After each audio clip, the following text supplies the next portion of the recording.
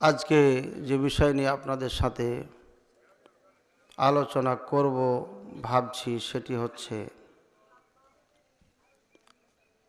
আমাদের ভারত উপমহাদেশের কালিমা আর মদিনায় নিয়ে আসা রেখে যাওয়া নবী করিম সাল্লাল্লাহু আলাইহি সাল্লামের কালিমা। নাম এখানে আরেকটা দেওয়া যেতে পারে। ভারত উপমহাদেশের মুসলিম সমাজ আর মক্কার কুফফার সমাজ, এই দুইটির মধ্যে পার্থক্য।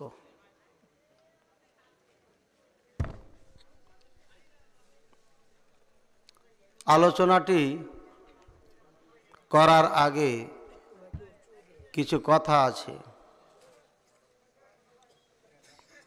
এক নম্বর কথা হচ্ছে, আমার আশেপাশে কখনো কেউ কথা বলবেন না। দুই নম্বর শর্ত হচ্ছে, মজলিস চলাকালীন মজলিস থেকে কেউ উঠে যেতে পারবেন না।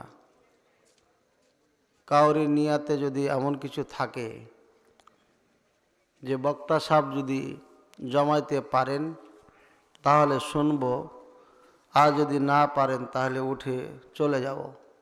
তাদেরকে 1 মিনিট সময় দিলাম, এমন শ্রোতার প্রয়োজন নাই। যারা মনে করছেন মন মতো যদি হয়, আমার সাথে মিল খাই, তাহলে তো ভালো, না হলে পারে গেল, তাকেও বলবো আপনিও চলে যান। কারণ হেডলাইনে বুঝতে পেরেছেন যে ভারত উপমহাদেশের কালিমা আর নবী করিম সাল্লাল্লাহু আলাইহি সাল্লামের রেখে যাওয়া মদিনার কালিমা, এই বিষয়ে আলোচনা হবে। অথবা কুফফারে মক্কার সমাজ আর বর্তমান ভারত উপমহাদেশের মুসলিম সমাজের মাঝে পার্থক্য। হেডলাইনটি কি বুঝতে পেরেছেন? দুটার সাথে কম্পেয়ার করা হবে। কম্পেয়ার করার পরে এবার জান্নাতে কে যাবে এটার ফয়সালা আপনারা দিবেন। তাহলে এই আলোচনা সবার মন মতো হবে, এটা কি কল্পনা করা যায়? কল্পনা করা সম্ভবই না। আপনারা পোস্টারে দেখেছেন ফাজেলে দেওবন্দ। আমি ফার্স্ট টু লাস্ট হানাফি মাদ্রাসারই ছাত্র, এবং যে মাদ্রাসাগুলো সুনামধন্য সেগুলোরই ছাত্র ছিলাম। আলহামদুলিল্লাহ, শুকরিয়াতান বলছি, অহংকার ফখরের জন্য না, যাতে ওলামায়ে কেরাম বুঝতে পারেন যে আমরা প্র্যাকটিসি বক্তা না। বক্তাগিরি করব এটা কখনো কল্পনা করিনি, কিন্তু চরমপন্থী কিছু আলেমের জন্য আমাকে বক্তা হতে হয়েছে। আমাদের বাংলাদেশে আহলে হাদিস হানাফি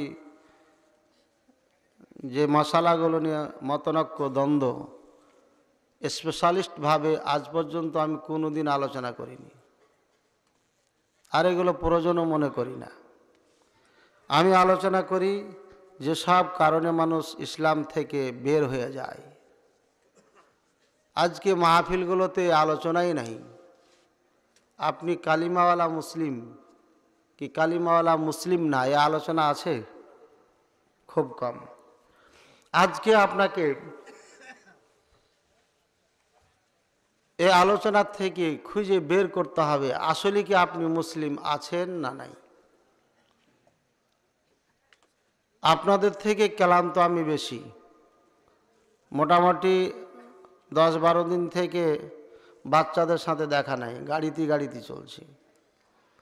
আর আমাদের আহলে হাদিস সমাজের লোকগুলো খুব গরিব মানুষ, হেলিকপ্টারে ভাড়া দিতে পারে না, যার কারণে আমাদেরকে কষ্টই করতে হয়। তাতে আমাদের আপত্তি নাই। কিন্তু দুঃখের বিষয় হচ্ছে এটা যে দেওবন্দ থেকে পড়ার পরে 8 বছর যখন এরাবিয়ানদের কাছে পড়লাম, আর এই দুইটি জিনিসকে যখন কম্পেয়ার করে জাতিকে দেওয়ার চেষ্টা করলাম, তখন যারা আমাদের ক্লাসমেট ছিল বা আমাদের পর্যায়ে ছিল দেওবন্দ পর্যন্ত, তারা এসে আমাদের সাথে সংঘর্ষ করে। ও বুঝাইতে চায় যে আপনি যে দেওবন্দের পরে 8 বছর পড়েছেন, তার থেকে আমি বেশি জ্ঞান অর্জন করেছি ওই 8 বছরের আগেই। দাবিটা কি সত্য? এই সমস্ত আলেমদের ব্রেন খোলার জন্যই মূলত এই আলোচনাগুলো করার দরকার। কঠিন অবস্থা আমরা বসবাস করছি। আমার কাছে একটি বই আছে, যে বইয়ে সালাত নিয়ে বলা হয়েছে 221টি ভুল চর্চা চলছে। আর বাংলাদেশে পড়াকালীন আমার গবেষণায় ছিল 17টি বেদাত নামাজের ভিতরে বাইরে। 2012 সালে বাংলাদেশে বসবাস করছি। এই কয়েক বছরে বিভিন্ন মসজিদে সালাত পড়তে হয়, তাতে বের করে পেলাম 40টি। ওলামায়ে কেরাম যদি বসে বলে যে না এটাতে দুর্বল হাদিস আছে, সুতরাং এটা বাদ দিলে ভালো হয়, এমন বাদ দিতে দিতে 25টা কম করা যাবে না। 25টা বেদাত করে, যেগুলো কোনো মাযহাবের কিতাবও নাই। সালাতে যদি 25টা না একটা বেদাত থাকে, ওই সালাত কি চলবে? তাহলে কোন সালাত পড়ছি আমরা এবার ভেবে দেখি। আর মৃত্যু ব্যক্তি কেন্দ্রিক একটা বই আছে, তাতে 242টি ভুল চর্চা আছে, ওয়ার্ল্ডের কথা নাম্বারিং করে করে লেখা আছে। একজন মানুষ জন্ম নেয় ভুলের ওপরে, আর মরণের পরে রাখা হয় ভুলের ওপরে। এখন আপনাদের সমাজে এটা আছে কি না, এটা দেওয়ার দরকার, জানার দরকার। তারপরে মূল আলোচনায় যাব। মানুষ যখন জন্ম নেন তখন আজান একামত দেওয়া হয়, ঠিক না? এটা ভুল চর্চা। বিশুদ্ধ হাদিস দ্বারা এমন কিছু নাই। এমনকি হাদিস যেটা বলা হয় আজান দিতে হবে শুধু, এটাও নিয়ে কথা আছে। এ আমলটাও সৌদি আরবে নাই। একটা বাচ্চা হয়েছে যে আজান দিতে হয়, এই আমলটা সৌদি আরবে নাই। এ বিষয় নিয়ে দেখতে গেলাম, এ হাদিসটাও সঠিক না। তো যা হোক, দিছে দেখ। আজান একামত যে সঠিক না, এটা কিন্তু একমত সবাই। বাংলাদেশের আলেমদের কথা বলছি। মরার পরে যখন মৃত্যু ব্যক্তি শ্বাস বের হয়ে চলে যায়, তখন কল্লাটাকে এভাবে ডান দিকে ঘুরিয়ে দেয় আমাদের এলাকায়। আপনাদের এলাকায় কি করে? একই গুরু থেকে সবাই শিক্ষা অর্জন করেছে। কল্লা ডান দিকে ঘুরিয়ে দেওয়া মৃত্যু ব্যক্তির সাথে চরম বেয়াদবি, ইসলাম বিরোধী কাজ। তারপরে কবরে যখন রাখা হয়, ওয়াজ চলাকালীন পশ্চিমটা এদিকে মনে করবেন। কিছুক্ষণের জন্য পশ্চিম কোন দিকে? এদিকে, কারণ এদিকে বোঝানো সম্ভব, সমস্যা আছে। আমরা যখন কবরে রাখি তখন পেটটা ওপরে থাকে আর কল্লাটা কেবলার দিকে থাকে মৃত্যু ব্যক্তি, ঠিক না? এটা এইভাবে রাখা হয় আর বলা হয় বিসমিল্লাহি ওয়া আলা মিল্লাতি রাসূলিল্লাহ। এ আল্লাহ, তোমার নামে তোমার রসুলের স্টাইলে, পদ্ধতিতে, নিয়মে, তরিকাতে রেখে দিলাম। কিন্তু এ রাখাটা নবী করিম সাল্লাল্লাহু আলাইহি ওয়াসাল্লামের পদ্ধতিতে, নিয়মে, নীতিতে, স্টাইলে না। তাহলে কথার সাথে কাজের মিল আছে, দাবির সাথে কাজের মিল আছে। এবার বাংলাদেশের, ভারতের, পাকিস্তানের সমস্ত ওলামায়ে কেরামকে জিজ্ঞাসা করেন এই পদ্ধতি পাইলেন কোথায়? অথচ আবু দাউদের মধ্যে স্পষ্ট একটি হাদিস আছে। এই হাদিসটি যখন পড়লাম দেওবন্দে, তখন মাকবারায়ে কাসেমিয়ে দৌড়িয়ে গেলাম, এখানে কিভাবে রাখা হয়।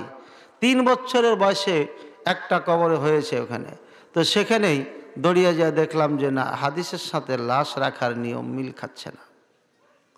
বাংলাদেশে 98-এ আসলাম, কবরস্থানে গেলাম, বড় বড় ওলামায়ে কেরাম বাড়ির আশপাশে, বিরাট মাদ্রাসা সামনে বাসা, এখানেও দেখি ওই একই স্টাইলে রাখা হচ্ছে। ভয়ে বলতে পারছি না। নতুন মাসালা যদি বলে দিই আর বুঝাইতে সক্ষম না হই, তাহলে তো বিপাকে পড়ে যাব, সমস্যায় পড়ে যাব, তাড়াও খেতে হতে পারে, ঠিক না ঠিক?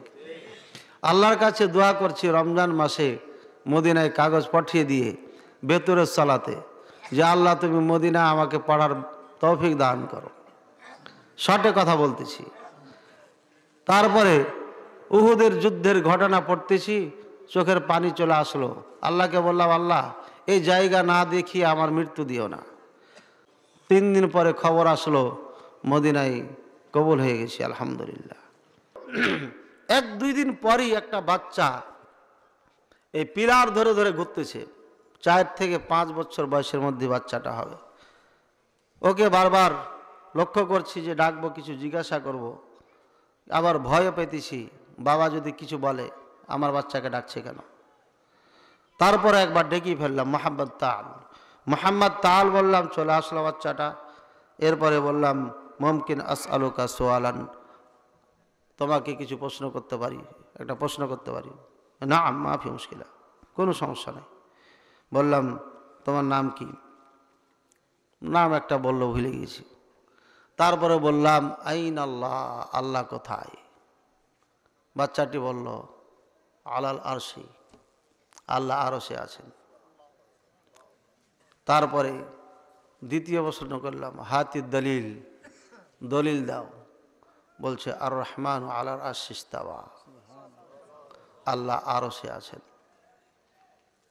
ছোট্ট বাচ্চার ইমান আর আমার ইমান মিল আছে কিনা এটা কম্পেয়ার করতেছি। এই কম্পেয়ার শুরু হলো গোটা 8 বছর। কত বছর? 8 বছর কম্পেয়ার করার পরে 2007 সাল থেকে দাওয়াত দিয়ে যাচ্ছি যে এই কবরে লাশ রাখা ভুল পদ্ধতি। সম্মানিত উপস্থিতি, এবার এই জন্য দায়ী কেটা বলে? লাশ যে ভুল পদ্ধতিতে রাখা হচ্ছে এর জন্য দায়ী কেটা? জি, আলেম ওলামারা না, দায়ী হচ্ছেন আপনারা। বাগেরহাটে গেছিলাম, ওলামায়ে কেরাম আগে সংবাদ দিয়েছেন মুনাজারা বাহাস করে মাহফিল করতে হবে। আমি আর ব্রাদার রাহুল ভাই ছিলাম, বললাম যে ঠিক আছে তাই করা হবে। গেলাম একটু সকাল সকাল, কোনো আলেম ওলামা আসে নাই। আলহামদুলিল্লাহ মাহফিলে চলে গেলাম, চেয়ারে বসেছি। চেয়ারম্যান সাহেবের পক্ষ থেকে শর্ত যুক্ত একটা কাগজ, তার মধ্যে ছিল যেসব মশালা বিতর্কিত আমাদের এখানে চলে না, এগুলো বলা যাবে না। শর্তগুলো পড়ার পরে কাগজদাতা বলছেন যে হুজুর এটা কি ঠিক আছে, মেনেছেন আপনি? যদি মানেন তাহলে চেয়ারম্যান সাহেবকে ডাকবো। আমাকে ডাকেন। ডাকার পরই বললাম এই লাশ ভুল পদ্ধতিতে রাখা হচ্ছে, এর জন্য দায়ী কে? চেয়ারম্যান সাহেব কইছে আলেম ওলামা। একই কথা বলছে। সম্মানিত উপস্থিতি, এর জন্য আলেম ওলামা দায়ী না, এর জন্য দায়ী হচ্ছেন আপনারা। এই জন্য যে এখানে মাহফিল করার জন্য যখন আমাকে ডাকা হয়েছিল তখন বাধা দিয়েছিলেন কারা? পাবলিক বাধা দেননি? পাবলিক যদি ওই মৌলবি ভণ্ড মৌলবিদের আপনার সুযোগ না দিতেন, সঙ্গ না দিতেন, তারা কি আমাদের মাহফিলে হামলা করতে পারত?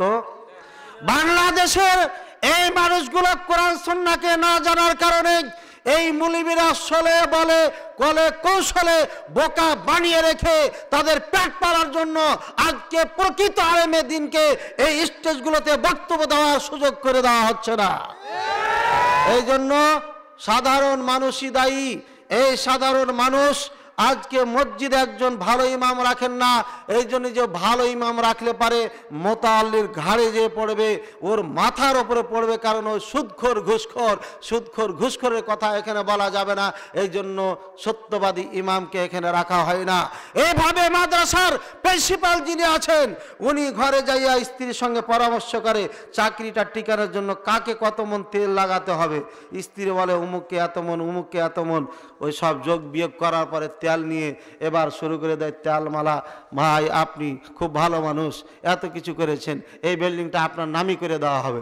উনি তো একবারে পাম টাম পায়া বাস ফুলে গেছে। এই মুলবি পচা মুলবি, এই জন্যই তো আপনাকে পাম দিচ্ছে। পচা মুলবি পাম না দিলে পারে এই চেয়ার তাকে ছাড়তে হবে। এই পচা মুলবিকে আপনি জায়গা দিয়ে মাদ্রাসাকে ধ্বংস করেছেন। ইসলাম ধ্বংস করার পিছনে যত কিছু কারণ আছে সব কিছুর পিছনে রয়েছে এই কাঠমোল্লাদের সাথে কিছু কাঠ জনগণ। সম্মানিত উপস্থিতি, এবার সরাসরি আলোচনায় চলে যাচ্ছি।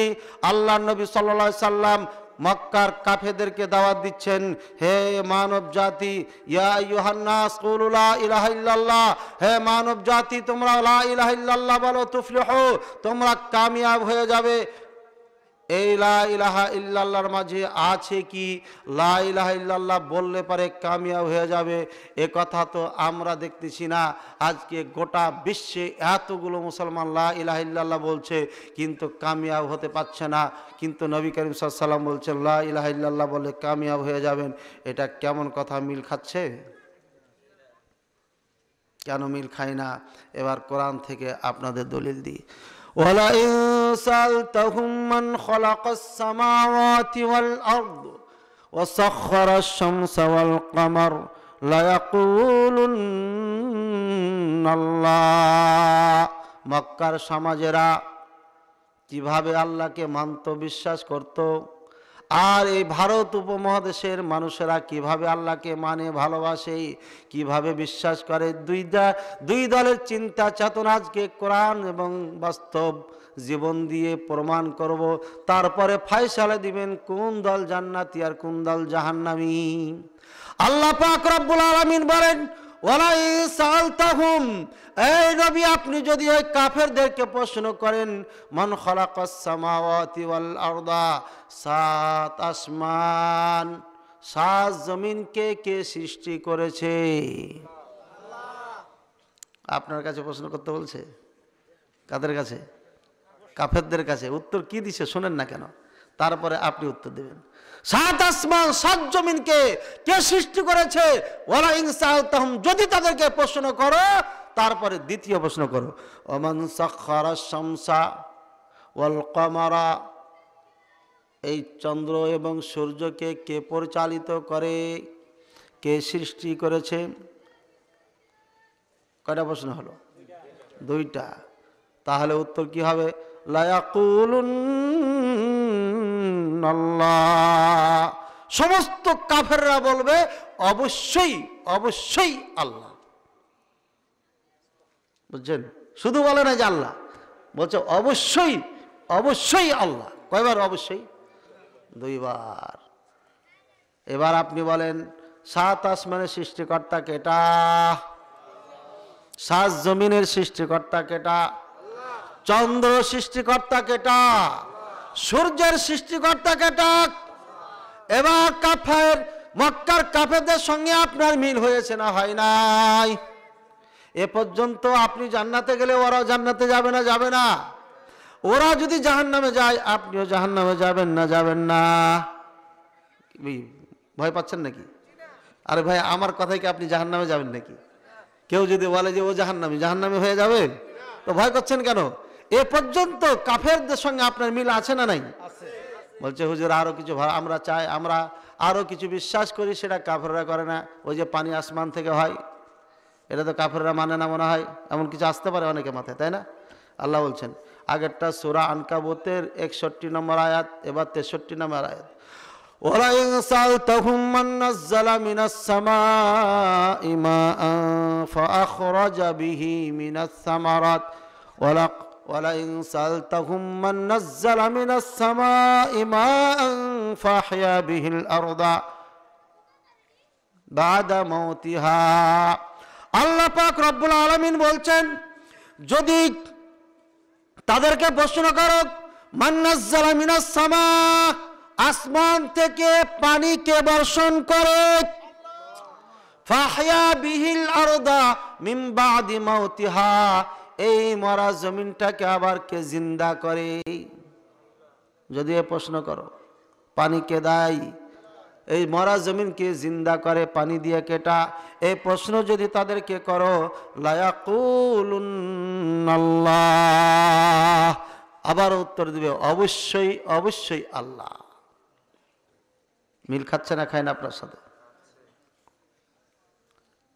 আল্লাহ পাক রব্বুল আলামিন পানি বর্ষণ করে কেটা? পানি বর্ষণ করার পরে এই ফেটে যাওয়া জমিনগুলো আবার জিন্দা হইয়া ফসল দেয় কে? এ পর্যন্ত কুফারে মক্কা আপনার সঙ্গে মিল খাইছে না খাই নাই? খাইছে। এবার যদি আপনি জান্নাতে যান, তারা জান্নাতে যাবে না যাবে না? ওরা যদি জাহান্নামে যায়, আপনি জাহান্নামে যাবেন না যাবেন না? বলছে হুজুর আমরা যে নামাজ পড়ি ওরা পড়ে না। ইমান ঠিক না করে নামাজ পড়লে নামাজ কাজে লাগবে? পুকুরে মাছ ধরতেছেন, খলায় বুঝেন তো, যেখানে খলাইতে মাছ রাখে বা বস্তাতে ডোলা, এই ডোলায় যদি মাছ রাখেন আর নিচে যদি ছিদ্র হয়, মাছ থাকবে? ইমান যদি ঠিক না থাকে, কোটি রাকাত যদি দিনে রাত্রে সালাত পড়েন, এই সালাত আপনার কাজে লাগবে না। ইমান যদি ঠিক না থাকে, লক্ষ লক্ষ মসজিদ মাদ্রাসা বানিয়ে দেন, আপনার কোনোটাই কাজে লাগবে না, সব হাবা মানসুরা হয়ে যাবে।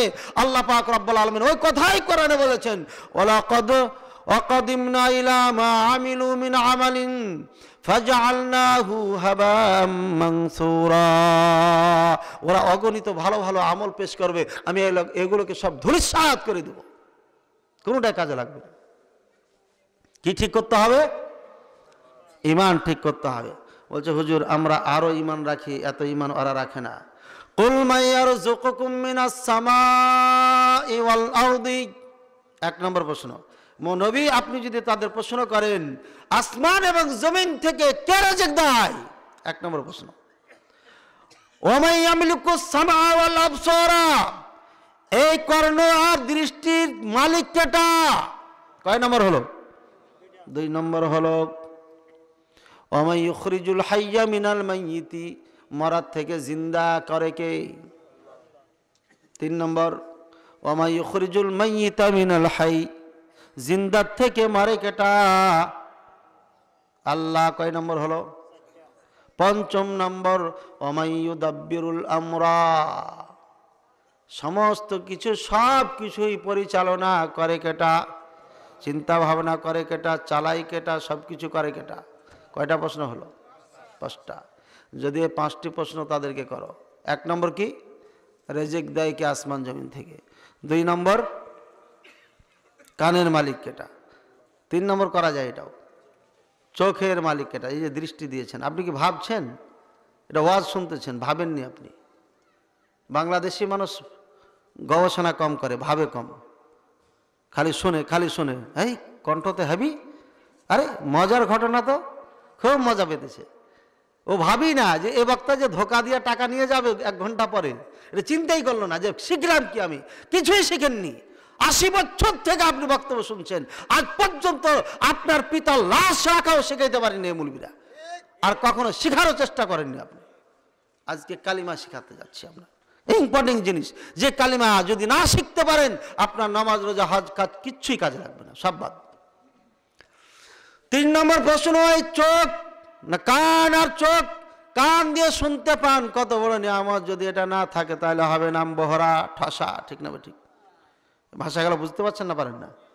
এক প্রান্ত থেকে আর এক প্রান্ত তো মিল নাও খেতে পারে।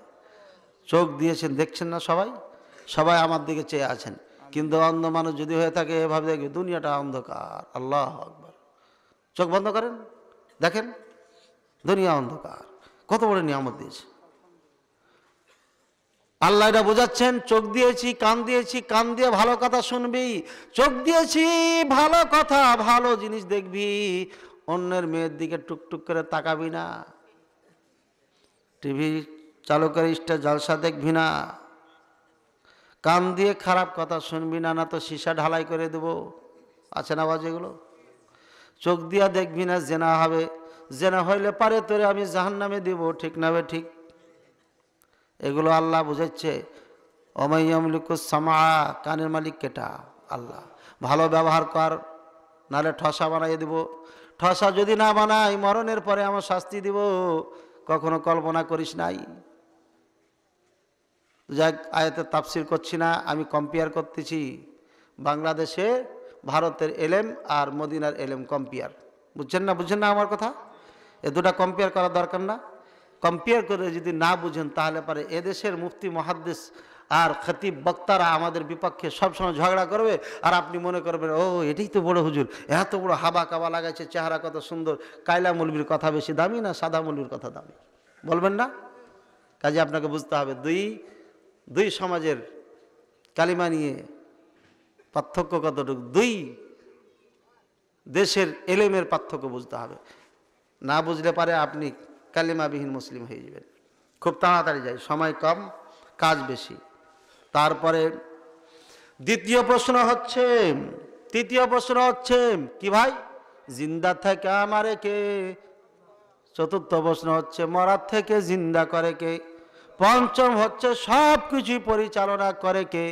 এই পাঁচটি প্রশ্ন কাফেরদের যদি করো, তারা সবাই উত্তর দিবে সায়াকুলুন আল্লাহ। সবগুলো বহুবচন, সবাই বলবে আল্লাহ, একজন বাদ হবে না। সমস্ত কাফেরদের এটা আপনার চিন্তা চেতনা, সমস্ত কাফেরই বিশ্বাস করে যে আল্লাহ সবকিছুরই মালিক, সবকিছুই আল্লাহ পাক রব্বুল আলামিন সৃষ্টি করেছেন। ঠিক না ঠিক? রেজাক দেয় কেটা আল্লাহ, কানের মালিক কেটা আল্লাহ, দৃষ্টির মালিক কেটা? আপনার ইমানের কথা বলছি, কেটা? আল্লাহ। জিন্দার থেকে মারে কেটা? আল্লাহ। মরার থেকে জিন্দা করে কেটা? ডিম আছে কিচ্ছু নাই, ওকে জিন্দা করে না আল্লাহ। আবার মরার থেকে মারে, আমরা বেঁচে আছি না, জিন্দা আছি, আবার মারে কেটা? আল্লাহ। মরে যাওয়ার পরে জিন্দা করবে কেটা? আল্লাহ।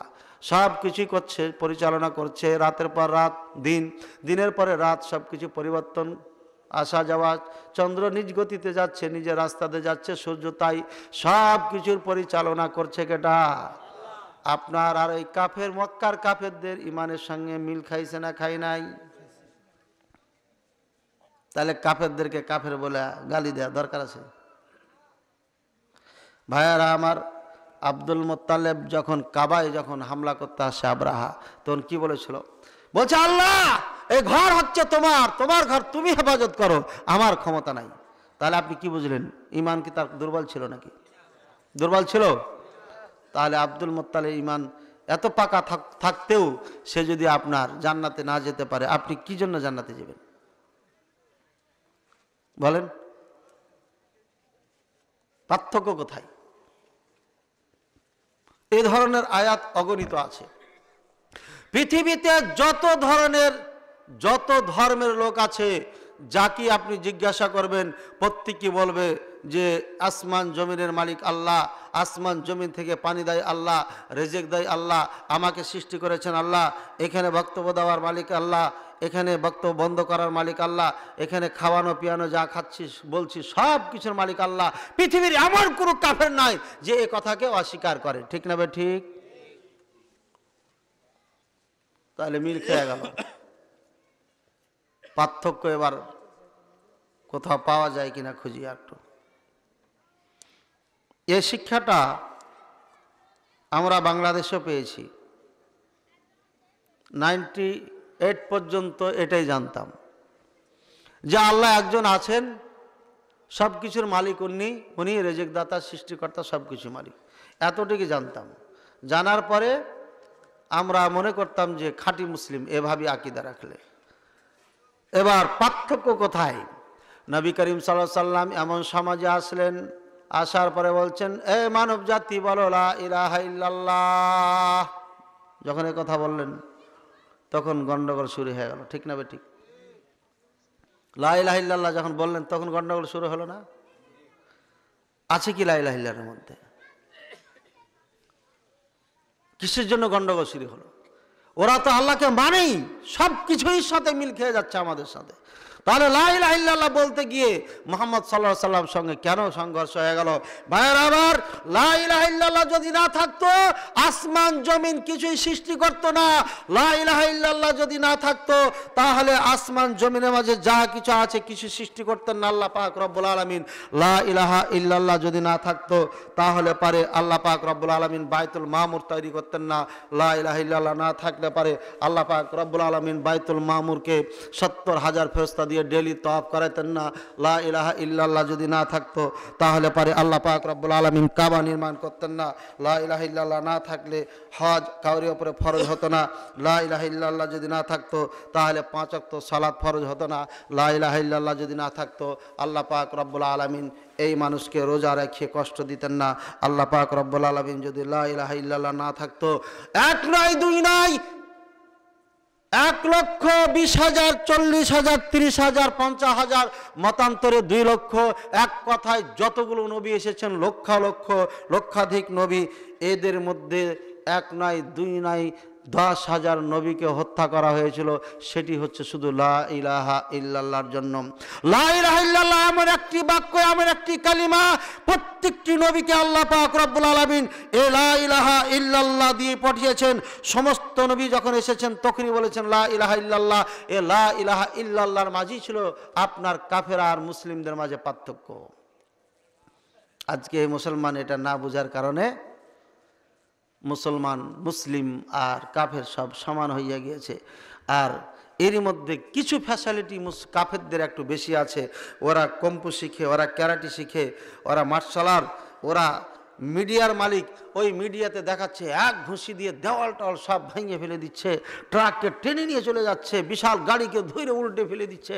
এই শক্তি যখন মুসলমান দেখছে, যে বাপ রে বাপ, এদের সাথে কি আর লড়াই করা যাবে? তখন যখন এই কাফেররা সামনে আসে তখন বলে যে বাবা রে বাবা, যা করবি কর, হামরে মারিস না। ও হাত জোড়, আগে হাত জোড় করছে। কিন্তু দেখেন ফিলিস্তিনের মুসলমানদেরকে, ছোট্ট একটা বাচ্চাকে দেখেছি, মেয়ে বাচ্চা, আমার মনে হয় 5 বছরের বেশি বয়স হবে না, এইভাবে ঘুষি ধরে বলছে যে ইহুদি তোরে ছেড়ে দেবো না। ঠিক না? ঠিক দেখেছেন? এরকম ভিডিও দেখেছেন না দেখেননি? পক্ষান্তরে মায়ানমারের মুসলমান, কালিমাবিহীন মুসলমান, তারাকে যখন এই কাফেররা 10 জন 20 জন যুবককে বেঁধেছে, একবারও লা ইলাহা ইল্লাল্লাহ পর্যন্ত বলেনি। একটি ভিডিওতে আল্লাহ শব্দ বলতে এই মায়ানমারের মুসলমানকে দেখিনি। দেখেছেন আপনারা? কোন জায়গাতে একবার চিৎকার করেছে, কোন জায়গাতে হাত দিয়ে প্রতিবাদ করেছে, বাঁধতেছে, তারপরে এভাবে বাঁধো বাঁধো বাঁধো। কি ছাগল বানিয়েছে দেখছেন? এ ভারত উপমহাদেশের শিক্ষা, নবীর শিক্ষাকে দফন করে দিয়ে যখন ব্যক্তিগত শিক্ষা এখানে দেওয়া হয়েছে তখনই এই ছাগল হয়েছে। মায়ের আমার হযরত ইব্রাহিম আলাইহিস সালাম ছোট্ট একটা বালক, 12 বছর বয়স, লা ইলাহা ইল্লাল্লাহ শিখেছে। শিক্ষক নাই, আল্লাহ পাক রব্বুল আলামিনের মাধ্যমে জানতে পেরেছে। এবার সবাই বলছে চলো আমাদের ঈদ মেলা হচ্ছে, ওখানে যেতে হবে। বলছে ইন্নী সাকিব, আমি হচ্ছে অসুস্থ, যেতে পারবো না। গেলেন না, সবাই চলে গেছেন। এবার ইব্রাহিম আলাইহিস সালাম একটা কুঠার নিয়ে আপনার মন্দিরে ঢুকেছে। এর আগে জাতিকে বোঝানোর জন্য অনেক চেষ্টা করেছে। চাঁদকে দেখিয়ে বলছে এটাই তোমাদের রব, পরে বলছে না এটা রব না। সূর্যকে দেখিয়ে বলছে এটাই তোমাদের রব, করছে না এটা রব না।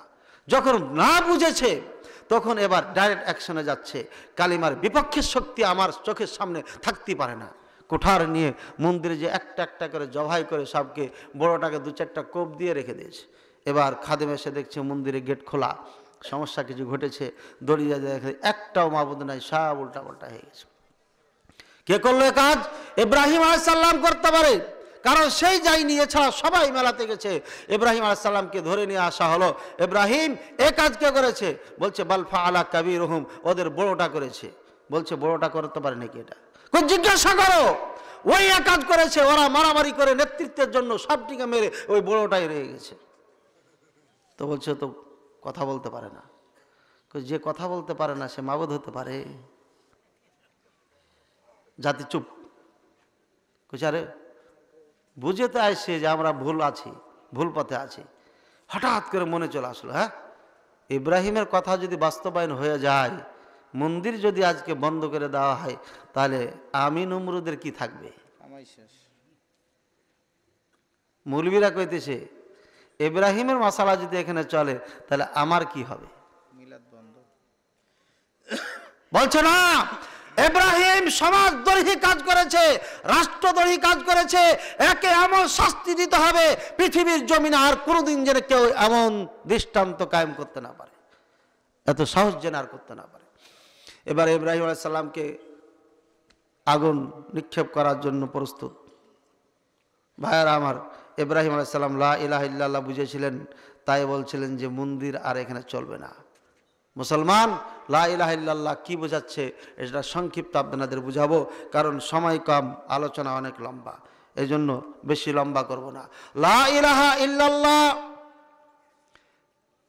এর অর্থ আগে বুঝবো, তারপরে এর হাকিকাত বুঝবো। তিনটি জিনিস হাকিকাত আছে। কয়টা? তিনটি হাকিকাত। হাকিকাত বুঝেন আপনারা? আমার ক্লাসের ছাত্র যারা আছেন তারা বুঝবেন। আর পড়েছেন না কালিমা, নামাজ, ইলম ও জিকির, ইকরামুল মুসলিমিন, তাসহিনিয়া, তাবলিগ। এই ক্লাসের ছাত্র নাই কেউ আছেন? হাত ওঠান না, হাত ওঠান না। আমার ক্লাসের ছাত্র ভাই 14 বছরের কাজ করলাম, 3 দিন 7 দিন 40 দিন লাগাইছেন, এরকম কোনো সাথী নাই? ওই ক্লাসের ছাত্র খুঁজছি আমি। এই তো একজন পেয়েছি, মাশাআল্লাহ, আলহামদুলিল্লাহ। এবার মিলাইবেন আমার সাথে, দেখি এক ক্লাসের ছাত্র কিনা। কালিমা মানে হচ্ছে লা ইলাহা ইল্লাল্লাহ। লা ইলাহা ইল্লাল্লাহ, আল্লাহ ছাড়া কোনো মাহবুদ নাই। ঠিক আছে, জি, মিল খেয়ে গেছে। আর কালিমার হাকিকাত হলো ভাই, আগে যেটা বলা হতো মাখলুক নাকি যার থেকে হতে দেখা যায় তার থেকে হয় না, যার থেকে হয় তাকে দেখা যায় না। বুঝেছেন? এটা বুঝতে একটু কষ্ট হচ্ছে, আমি বুঝিয়ে দেবো আপনাদের। আম গাছ থেকে আম হয়, আম গাছে আম দেয় কে দেয়? আল্লাহ। আম গাছ থেকে আম হয়, কিন্তু আম গাছে দেয় না, যে দেয় তাকে দেখা যায় না। মানে কে দেয়? আল্লাহ দেয়। আল্লাহকে কি দেখা যায়? এবার নরম একটু সহজ করে বলছেন বর্তমানে, খালেক মানে কেটা? আল্লাহ। আল্লাহ সব কিছুই করিতে পারেন মাখলুক ছাড়া। মাখলুক মানে সৃষ্টিজীব। সৃষ্টিজীব মাখলুক কিছুই করিতে পারে না খালেক ছাড়া। কালিমার হাকিকত ঠিক আছে না? ঠিক আছে ভাই? ক্লাসমেটের কথা বলছি, ক্লাসমেটস যারা আমার এই সাবজেক্টের, তারা উত্তর দিবেন। কালিমার হাকিকত মিল খাইছে? ঠিক আছে?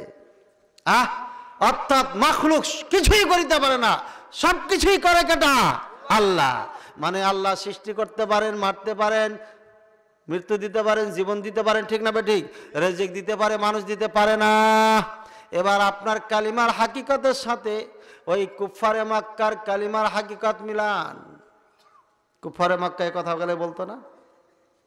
কি ভাই বলতো? আমরাও যে বলছি, ওরা যদি জাহান্নামে যায় আপনি জান্নাতে যাবেন মানে নামাজ পড়ছেন তাই? কালিমা যদি ঠিক না থাকে আপনার নামাজ কাজে লাগবে? আছে কোনো মুফতি সাহেব কালিমা ঠিক নাই নামাজ পড়লে নামাজ হবে? ফতোয়া দিতে পারবেন? কালিমাবিহীন মুসলিম হয়ে কোটিবার যদি সালাত পড়েন, হজ করেন, রোজা রাখেন, লক্ষ লক্ষ মিলিয়ার্ড ডলার ব্যয় করে যদি মাদ্রাসা, মসজিদ, এতিমখানা বানিয়ে দিয়ে হাই হুলাস করে ফেলেন, পৃথিবীর মধ্যে সেরা দাতা হয়ে যান, তারপরও চারানা লাভ হবে না। কারণ আপনার চিন্তা চেতনা, আপনার কথাবার্তা, আপনার কৃষ্টি কালচার কুফারে মক্কার সঙ্গে হুবাহু মিল খেয়ে যাচ্ছে। ঠিক না বে ঠিক?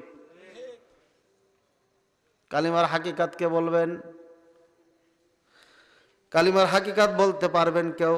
কোন সিলেবাসে আছে বাংলাদেশের? 98 পর্যন্ত বলছি, বাংলাদেশের কোন সিলেবাসে কালিমার হাকিকাত পড়ানো হয় না। ভাইরা আমার, দেওবন্দ মাদ্রাসায় 3 বছর পড়লাম, কালিমার হাকিকাতের কোনো বই নাই। বাংলাদেশে কিছু মাদ্রাসায় এখন সাবজেক্ট দেওয়া হয়েছে, এখনো হাজার হাজার মাদ্রাসার সিলেবাসে কালিমার নিয়ে কোনো সাবজেক্ট নাই। কারণ কালিমার সাবজেক্ট যদি দেওয়া হয় তাহলে পারে সমস্যায় হয়ে যাবে, সমস্যা হয়ে যাবে ভাই, বুঝছেন? এই জন্য দেওয়া। এবার আপনার ইমান আর কুফারে মক্কাদের ইমানের মাঝে পার্থক্য কতটুকু বুঝতে পেরেছেন? কালিমা আমার এখানে শেষ হয়ে গেছে না? তাহলে নবী করিম সাল্লাল্লাহু আলাইহি ওয়াসাল্লাম কালিমা নিয়ে আসার পরে কাফেরদের সঙ্গে কেন যুদ্ধ জাহাদ হলো? এই কালিমার দাওয়াত যখন দিল, নবী করিম সাল্লাল্লাহু আলাইহি ওয়াসাল্লামকে আবু লাহাব বলল, তাব্বাল্লাকা লিহাযা দাওতানা, ধ্বংস হও তুমি, তুমি এই জন্য আমাদেরকে ডেকেছিলে। আল্লাহ পাক রব্বুল আলামিন আয়াত নাজিল করে দিলেন সূরা তাব্বাত ইয়াদা আবি লাহাবিউ, তাব্বাত ইয়াদা আবি লাহাবিউ। এই আয়াত নাজিল করে প্রমাণ করেছে কালিমাওয়ালা মুসলিমের এত পাওয়ার, কালিমাওয়ালা মুসলিমের বিপক্ষে যদি কেউ জবান খোলে, আল্লাহ পাক রব্বুল আলামিন কিয়ামত পর্যন্ত তার জবানের উপরে তালা মেরে দেবে ইনশাআল্লাহ। আবু লাহাব তাই করেছে না? ভাইরা আমার, আবু লাহাব মারা যাবে, কবর থেকে জাহান্নামে যাবে। তাফসীর খুলে দেখেন সূরা তাব্বাত ইয়াদার এই লাহাবের তার স্ত্রী আপনার বোঝা নিয়ে আসবে, খড়ি নিয়ে আসবে আগুনের, নিয়ে এসে স্বামীর ওপরে দিবে। কইছে কি ব্যাপার, এরকম করতেছে কেন? কইছে এই কাজটা আমি করতাম, তুমি নিষেধ করো না, এই জন্য তোমার এই শাস্তি দিচ্ছি। এটা আল্লাহ আমার আদেশ করেছে। দুনিয়ার মানুষ যাদের স্ত্রীরা আজকে ড্যাংটিয়ার হয়ে গেছে, মন মতো ঘোরাফেরা করে, তাদের জন্য এই সুসংবাদ রয়েছে। আজকে স্কুল কলেজে মেয়েদেরকে পড়ানো হয়, ঠিক না বে ঠিক?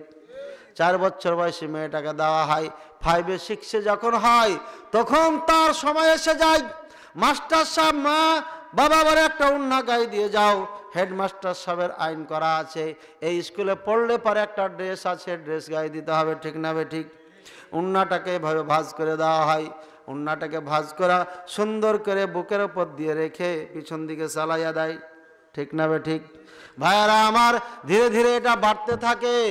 মাস্টার সাহেব সামনে দাঁড়াইয়া বৈশা বৈশা দেখে আর মজা পাই। কারিমা সুন্দর গাল, সুন্দর চেহারা, সুন্দর চোখ, সুন্দর নাক, সুন্দর মুখ, সুন্দর ভুরু দেখে আর বলে, কারিমা কেমন আছো, ভালো আছো নাকি? তোমার বাপ কি করে, মা কি করে, সব কিছু খবর টবর নাই। তোমার মারে একবার সালাম দিও, তোমার বাপরে একবার দিও। হঠাৎ করে কারিমার সঙ্গে দেখা হয়েছে, মাকে লইয়া বাজারে যাইতেছে। কারিমা বলে, আম্মা এটা আমার সার। সারে বলছে, আসসালামু আলাইকুম খালা, কেমন আছেন? আপনার কারিমা তো অত্যন্ত সুন্দর মেয়ে, ভালো মেয়ে, ক্লাসে সব থেকে মুআদ্দাব, ও সব থেকে বেয়াদব, তারপরও কারণ টার্গেটে পড়ে গেছে। হঠাৎ করে এসে গেছে বাড়িতে, আসসালামু আলাইকুম, আমার বন্ধুর বাড়ি গেছিলাম, ঘুরতে ঘুরতে ভাবলাম একটু কারিমাকে দেখে যাই, সব থেকে ভালো ছাত্রী। কারিমার মা বলছে, খুব ভালো কথা স্যার, আপনি থাকেন, আমি একটু ঘুরে আসি, কারিমা ভালো করে আপ্যায়ন করো। স্যার বলতেছে, এটারই অপেক্ষায় ছিলাম, ঠিক না ঠিক? ভাইরা আমার, এই 3 আঙ্গুল উন্না এখানে রাখা হইয়াছে। স্যার সামনে দিক থেকে দেখে, ডান বাম থেকে ক্লাসমেটেরা দেখে, দেখে দেখে দেখে টার্গেট করে। আর একদিন পরে আই লাভ ইউ বলে না, বলে না? এবার যোগাযোগ হইয়া গিয়েছে। ক্লাসমেট যখন আই লাভ ইউ শুরু করেছে, সিনিয়র যারা তারাও দেখেছে, জুনিয়র যারা তারাও দেখেছে। এই জুনিয়র সিনিয়র এই সিনিয়র এই স্কুলের কেউ কে মেয়েটাকে বিয়ে করবে? কারণ এই মেয়েটা টিপিস টিপিস করতো, সবাই জানে, ঠিক না বে ঠিক?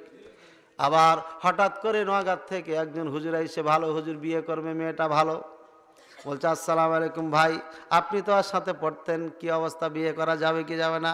ওই মাথায় হাত দিয়ে কইতেছে, বহুদিন থেকে যোগাযোগ, আমার হুজুর কি কইতেছেন, এটা চলবে না, ঠিক না বে ঠিক? এই মেয়েটার কি বিয়ে হবে? ভাইরা আমার, এই শুধু একটাই কারণ, এই কারণে 10 তলা বিল্ডিং, 5 তলা বিল্ডিং, 7 তলা বিল্ডিং, 8 তলা বিল্ডিং, একটা মেয়ে, সুন্দরী মেয়ে, তারপরও একটা বোকা খুঁজা পাইতেছে না, একটা ছাড় পাইয়া যেতেছে। তারপরে ভাই ওয়েবসাইট খুলে পাত্র চাই, পাত্রী চাই, এমন হইতে হবে, এমন হইতে হবে, দেওয়া দেই হয় না, হয় না? কি হলো আপনার এই 10 তলা বিল্ডিং? যে 10 তলা বিল্ডিং এ একটি মাত্র মেয়ে জামাই এনে দিতে পারে না, এই 10 তলা বিল্ডিং আপনাকে জান্নাত কিভাবে এনে দিবে বলেন? মাস্টার সাহেব, আপনিও জাহান্নামে চলে গিয়েছেন, এই মেয়েটাকে বেহাইয়া আপনি বানিয়েছেন। হাজি সাহেব, এই মেয়েটাকে স্কুলে দিয়ে আপনি বেহাইয়া বানিয়েছেন। এই স্কুলে 16 বছর বয়সে যাইয়া ম্যাট্রিক পাস করে, ঠিক না বে ঠিক? ভাইয়ারা আমার, আমরা বাসে গাড়িতে চলতেছি, 10-12 দিন থেকে বাড়ি যাইতে পারি নাই, আগে বলেছি। 1 ঘন্টার মধ্যে একজন মেয়ে বসেছে, হঠাৎ করে একটা যুবক বসেছে, ওর নাম হলো কালিদাস। মেয়েটা বলছে, ভাইজান কেমন আছেন? কখনো ভাইজান বলে, আপা কেমন আছেন, কথা শুরু হইয়া গেল। কালিদাস কইতেছে, আমার নাম কালিমুল্লাহ, ঠিক না ঠিক? কি করেন বলে, ঢাকায় আমার চেম্বার আছে, ওখানে আমি ডাক্তারি করি। কিছুই না আসলে। মেয়ে তো বলছে আমার স্বামী তো এত হায়ার লেভেলের না, ভাইজান নাম্বারটা নিয়ে যান, মাঝে মাঝে কথা কইবেন, চাকরি টাকরিতে ছেলে মেয়ে দেওয়া যায়। স্বামীটা দেখেছে 1 ঘন্টার মধ্যে এই মেয়েটি একজন মুচি চামারকে নাম্বার দিয়ে দ্বিধাদ্বন্দ্ব করে না, ঠিক না ঠিক? কারণ ওই যে শিক্ষা 4 বছর বয়স থেকে নিয়ে 16 বছর পর্যন্ত একে এমন বেহাইয়া বানিয়েছে, কলেজে যাওয়ার পর আর উপরে নাই নিচে নামাই দিয়েছে, ঠিক না ঠিক? এরপরে যখন ভার্সিটি চলে যায় তখন তার কথাই নেই, বাকি গেলা বাদ। কারণ ভার্সিটি মেয়েদের বিপক্ষে কথা বললে আমার ব্যাপারে এমন লেখা লিখবে, আমার একের হায়ার লেভেলের হুজুর বানাই দিবে, ঠিক না ঠিক? কাজে আর সামনে না যায়, সামনে গেলেই বিপদ আছে। ভাইয়ের আবার শিক্ষার অবগতি অবক্ষয় এমন ভাবে হয়েছে, সমস্ত সেক্টরে, মৌলবীদের সেক্টরে কালিমাবিহীন শিক্ষা চলছে, আর মাস্টারদের সেক্টরে আপনার হায়া লজ্জা দফন করা শিক্ষা চলছে, ঠিক না ঠিক? এই শিক্ষা যতদিন থাকবে এতদিন মুসলমান এক পালার ফর্মে আসতে পারবে না। কিসের ঐক্যের ডাক দিচ্ছেন আপনি? কালিমা যতদিন ঠিক না হবে এতদিন ঐক্যে আসতে পারবে? কুফারে মক্কা ঐক্যে আসতে পারে নাই। যখনই কালিমা বুঝেছে, আর কালিমা বুঝে যখন ঈমান এনেছে, তারা এমন হয়েছে, এমন ভাই হয়েছে, এমন ভাই হয়েছে, নিজের স্ত্রীকে তালাক দিতে পর্যন্ত প্রস্তুত ছিল, নিজের সম্পদের অর্ধেক সম্পদ সম্পূর্ণটাই দেওয়ার জন্য প্রস্তুত। ভাই তুমি খালি বলো কোন স্ত্রীটা পছন্দ, আমি তালাক দিয়ে দিচ্ছি, ইদ্যতের পর তাকে তুমি নিয়ে নিবে, আর সম্পদের অর্ধেক তোমাকে দিয়ে দেবো, তোমার কোনো টেনশন করতে হবে না। এমন সুযোগ যদি বাঙালি পেতেন কি করতেন? যে এই চান্স ছাড়া যাবে না। মদিনার মানুষ বোকা বুঝে টুঝে না, আমরা মক্কার থেকে আসছি ভালোই হলো, ঠিক না ভাই ঠিক? বাঙালি যে কত বদরে ভাই, সুবহানাল্লাহ। দেশে বিদেশে কাজ না করলে বাঙালি চিনা যাবে না। নেচার এত খারাপ, এ বাঙালি সব জায়গায় বদনাম করে ফেলেছে, সব জায়গায় বদনাম করেছে। দুধ কিনতে যাবেন তাও সেখানে পানি, আপনি ফার্নিচার কিনতে যাবেন তাও দেখেন ডুপ্লিকেট, মাইক কিনতে যাবেন তাও ডুপ্লিকেট ঢুকাইছে, ক্যামেরা কিনতে যাবেন তাও দেখবেন ডুপ্লিকেট ঢুকাইছে, ফুল কিনতে যাবেন তাও দেখবেন ডুপ্লিকেট ঢুকাইছে, বউ নিতে যাবেন তাও দেখবেন ডুপ্লিকেট বউ দিয়েছে।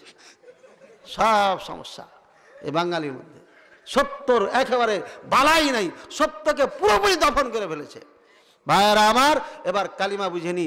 যেই কালিমা নিয়ে কাফেরদের সঙ্গে যুদ্ধ জিহাদ হলো, যেই কালিমার কারণে সাইয়্যিদুল মুরসালিন, সমস্ত নবীদের যিনি সর্দার, আল আমিন বলে যাকে উপাধি দিয়েছিল, তাকে তারা 4টি উপাধি দিয়েছিল। আবু লাহাব বলছে, এই কথা শুনিও না, লা ইলাহা ইল্লাল্লাহ দাওয়াত দিচ্ছে, ইন্নাহু সাহির, এটা হচ্ছে জাদুঘর। প্রথমে শাহির, এটা হচ্ছে কবি, এই কবি গাইতেছে, কবিতা গাইতেছে, সুতরাং এর কথা শুনো না, নালে ধ্বংস হইয়া যাইবা। কবি আয়সা বলছে, এটা তো কবি না রে ভাই, এ কথার তো অনেক দাম, এটা তো কোনো কেতাবে পাওয়া যায় না, কোনো কবি বলতে পারে না। আবু লাহাব তোর কিছু কি করা যায়? তখন বলছে, ইন্নাহু সাহিরুন, এটা জাদুঘর, ঠিক না? ঠিক বলছে, এটা জাদুঘর। জাদুঘর আয়সা কইতেছে না, এটা জাদু টোনা না, এটা অন্য কোনো কথা। তখন বলছে, ইন্নাহু মাজনুন, এটা পাগল। আছে না সূরা কালামে, ইন্নাহু লামাজনুন, এটা হচ্ছে পাগল। ডাইরেক্ট একটা ভালো মানুষকে পাগল বানাইছে না বানাই নাই? বানাইছে। বলছে, দেখছি ডাক্তার এসে বলছে, না এটা পাগল না, আমি পাবনার সব থেকে বড় ডাক্তার, দেখছি এটা পাগলামির কিছু নাই, এটা একেবারে খাঁটি, সব কিছু ঠিকঠাক আছে, কথাগুলা যা বলছে সব দামি বলছে। তখন আবু লাহাব চিন্তা করছে, ধরা তো খাইয়ে গেলাম। তখন বলছে, ইন্নাহু কাযযাব, এটা সব থেকে বড় মিথ্যুক। মিথ্যুক বলে দিলে আর কি ধরবে নাকি কেউ? চেষ্টা চালাচ্ছে। ভাইয়েরা আমার, এবার মদিনার এলেম দিতে যাচ্ছি। মদিনার এলেম যখন দিতে যাব, তখন কিছু হুজুর আইবে, আয়সা বলবে, কার ওয়াজ শুনছো? কিছু মুখলেস মাদানি, দেওবন্দের পড়া, মদিনার পড়া আগে ভালো ছিল, মদিনায় পড়া। এটা 4টা উপাধি দিচ্ছি, শোনো। 1 নম্বরে এই লোকটা হচ্ছে গায়রে মুকাল্লিদ, 2 নম্বরে লোকটা হচ্ছে লা মাযহাবি, 3 নম্বর এই লোকটা হচ্ছে আলে হাদাস অথবা আলে খাবিস, 4 নম্বর হচ্ছে এই লোকটা ওয়াহাবি। কয়টা হলো ভাই? মক্কার কাফেরদের সঙ্গে মুফতির উপাধির সঙ্গে মিল খাইছে না খাই নাই? এই জন্য মুফতি সাহেবের কারণে আজকে মুসলমান এক প্ল্যাটফর্মে আসতে পারে না। এই মুফতি সাহেব জানাজার নামাজ নাকি কাফন দাফন করে একটা মানুষকে কবরে রাখতে শেখাইতে পারে নাই। এই মুফতি সাহেব কালিমা শেখাইতে পারে নাই। মদিনার কালিমা যখন শেখাইতে যায় তখন 4টা উপাধি দেয়, ঠিক না ঠিক? ভাইয়েরা আমার, এবার শুনে নেন গায়রে মুকাল্লিদ মানে কি। গায়রে মুকাল্লিদ মানে যে না দেখে না বুঝে মাইনে নাই না। আর মুকাল্লিদ তার অপোজিট। মুকাল্লিদ মানে যে অন্ধবিশ্বাসী, অন্ধভাবে মেনে নেয়, চিন্তা ভাবনা ছাড়া মেনে নেয়। ওই ব্যক্তি ভালো নাকি দেখে শুনে ভালো করে দেখে করাই করে ওই ভালো? বলেন তাহলে মুকাল্লিদ ভালো না গায়রে মুকাল্লিদ ভালো? বাংলায় বলে না, বাঙালি বুঝে নিবে, এই জন্য বলে গায়রে মুকাল্লিদ। আরবিতে আমরা মুকাল্লিদ, ওরা গায়রে মুকাল্লিদ, ঠিক না ঠিক? ঝামেলাটা কোথায় লেগেছে, অমিলটা কোথায় হয়েছে দেখছেন? এইগুলো যদি না বলে বলতো আমরা মুসলিম ওরা মুসলিম, ঠিক না? দেওবন্দ থেকে পড়ে আসার পরে ওই বেচারা মদিনা সরাসরি মসজিদে নববীতে আল্লাহ নবীর মাদ্রাসায় পড়েছে। অবশ্যই এক লাইন হলো কিছু বেশি থাকতে পারে। শুনি দেখি জানি বুঝি গবেষণা করি, মিলিয়ে নিলে কি গন্ডগোল হবে নাকি? 4 মাযহাব সত্য, যে কোনো একটা মানলি চলবে, ফরজ, ঠিক না? আমি যদি শাফি মানি আর যদি হাত এইভাবে করি তাহলে পরে আপনার গায়ে জ্বালা ওঠে কেন? শাফি মাযহাবে তো এটা করে, হাম্বলি মাযহাবে এটা করে। হাম্বলি মাযহাব 3 মাযহাবে আমিন বলে, আমিন বললে গায়ে জ্বালা ওঠে কেন? 3 মাযহাবে বুকে হাত বাঁধে, মালিকিরা কিছু কিছু করে না, উল্টা করে। তাহলে তারা তো আপনার করে, আপনার গায়ে জ্বালা ওঠে কেন? ঘটনাটা কি? ঘটনাটা হচ্ছে ধরা খাইয়ে যাইতেছেন। তাই এবার কালিমার হাকিকত আমার ক্লাসমেট দিয়ে শোনেন। আল্লাহ সব কিছু করিতে পারে মাখলুক ছাড়া, মাখলুক কিছুই করিতে পারে না আল্লাহ ছাড়া। কাফেরদের সঙ্গে কালিমার সঙ্গে মিল খায়া গেল না, খাইল না? কালিমার সাথে যে যুদ্ধ হয়েছে এটা আমরা এই ভারত উপমহাদেশে এটা ধ্বংস করে দিয়েছি, ঠিক আছে? এবার নবী সাল্লাল্লাহু আলাইহি ওয়াসাল্লাম কি করতেছে? বলছে এই জাতি শোনো, লা ইলাহা ইল্লাল্লাহ বলো। লা ইলাহা ইল্লাল্লাহ বললে কামিয়াব হবে, না হলে কামিয়াব হবে না। তুমি আল্লাহকে এক মানো, তুমি আল্লাহকে সৃষ্টিকর্তা মানো, রেজেকদাতা মানো, যা কিছু মানো না কেন, এটি তোমার কোনোটাই কাজে লাগবে না। এটা আউট অফ সাবজেক্ট। লা ইলাহা ইল্লাল্লাহর সাথে কোনো সম্পর্ক নাই। কথা বুঝছেন? লা ইলাহা ইল্লাল্লাহর সাথে এটার কোনো সম্পর্ক নাই। লা ইলাহা ইল্লাল্লাহ সংক্ষিপ্ত আপনাদের বুঝিয়ে মাহফিল শেষ করব ইনশাআল্লাহ। লা ইলাহা ইল্লাল্লাহ, আল্লাহ ছাড়া সত্য কোনো মাবুদ নাই। মাবুদ বলা হয় যার ইবাদত করা হয়। আর ইবাদত কাকে বলা হয় এটাও শুনিয়ে দিচ্ছি, না হলে পারে আপনি বারবার ভুল করবেন। ইবাদত কুল্লু ইসমিন জামিইন মা ইউহিব্বুহুল্লাহু ওয়া ইয়ারদাহু মিনাল আকওয়ালি ওয়াল আফআলি আয-যাহিরাতি ওয়াল বাতিনা। প্রত্যেকটি ওই কথা এবং কাজ, যেই কথা এবং কাজকে আল্লাহ ভালোবাসেন, মহাব্বত করেন, পছন্দ করেন এবং রাজি থাকেন, সেটা ওপেনে হোক আর গোপনে হোক, সেটা কি ইবাদত বলা হয়। আপনারা মাহফিল শুনতে এসেছেন, এই কাজে কি আল্লাহ সন্তুষ্ট না? সন্তুষ্ট না? এটা ইবাদত। এখান থেকে চলে যাওয়ার পরে স্টার জালসা চালু করেছেন, ওই স্টার জালসা দেখা আল্লাহ কি পছন্দ করেন? করে না। ওটা শয়তানের ইবাদত হয়ে গেল। মুয়াজ্জিন আজান দিচ্ছে আল্লাহু আকবার, আপনি মসজিদে গেলেন, আল্লাহর ইবাদত হয়ে গেল। যাওয়াটাও ইবাদত, বসে থাকাটাও ইবাদত, সালাত পড়াটাও ইবাদত। আর আপনি আজান শোনার পরে শুয়ে থাকলেন অথবা দোকানে থেকে গেলেন, এটা শয়তানের ইবাদত হয়ে গেল। কারণ শয়তান এই কাজই করেছিল, আল্লাহর আদেশ মানে নাই। যেখানে আল্লাহ পাক রব্বুল আলামিন সন্তুষ্ট না, যে কাজে আল্লাহ রাজি না, ওই কাজটাই হচ্ছে শয়তানের ইবাদত। যেই কাজে আল্লাহ রাজি, যে কাজে আল্লাহ সন্তুষ্ট, ওটাই হচ্ছে আল্লাহর ইবাদত। সম্মানিত উপস্থিতি, আপনি দিনের দায়ী, কোরআন এবং সুন্নাহর কথা কেউ বলছে, ওই কোরআন সুন্নাহর বিপক্ষে যদি ভূমিকা রাখেন তাহলে আপনি শয়তানের দাসত্ব করছেন, আল্লাহর দাসত্ব করেন না। আপনি বক্তা সাহেব বক্তব্য দিচ্ছেন, আপনি কাউকে ছোট করার জন্য, আপনি কাউকে এই মাঠ থেকে উঠিয়ে দেওয়ার জন্য বক্তব্য দিচ্ছেন, এটাতে আল্লাহ সন্তুষ্ট না, এটা শয়তানের ইবাদত হয়ে যাবে, আল্লাহর ইবাদত হবে না। এবার লা ইলাহা ইল্লাল্লাহ বুঝুন। লা ইলাহা ইল্লাল্লাহ মানে আল্লাহ ছাড়া কোনো মাবুদ নাই, অর্থাৎ সমস্ত ইবাদতের মালিক কেটা? আল্লাহ। আল্লাহ এই কথাই কোরআনে বলেছেন, কুল ইন্নী উমিরতু আন আ'বুদাল্লাহ মুখলিসাল লাহুদ্দিন, আমি আদিষ্ট শুধুমাত্র একনিষ্ঠভাবে আল্লাহর ইবাদতের জন্য। ওমা খালাকতুল জিন্না ওয়াল ইনসা ইল্লা লিয়াবুদুন, মানব এবং জিন জাতিকে আমি শুধু আমার ইবাদতের জন্য সৃষ্টি করেছি। সুতরাং আল্লাহর ইবাদত ছাড়া আর কারোর ইবাদত করা যাবে? সুদ খাওয়া কার ইবাদত? মিথ্যাওয়ালা কার ইবাদত? জিনা করা কার ইবাদত? চুরি করা কার ইবাদত? ঘুষ খাওয়া কার ইবাদত? সুদ খালে সব থেকে ছোট গুনাহটা কোনটা? কে কে মায়ের সাথে জেনা করতে রাজি? নাউজুবিল্লাহ বলেন দেখি। তাহলে সুদ কে কে খান না? সুদ খান না? মায়ের সাথে জেনা করতে রাজি না, কিন্তু সুদ খাইতেছেন, দাবির সাথে কাজের মিল আছে? খবরদার, ভুল করেন না। সব থেকে 70টি পাপের মধ্যে ছোট পাপ যেটা, সেটা মায়ের সাথে জেনা করা, নাউজুবিল্লাহ।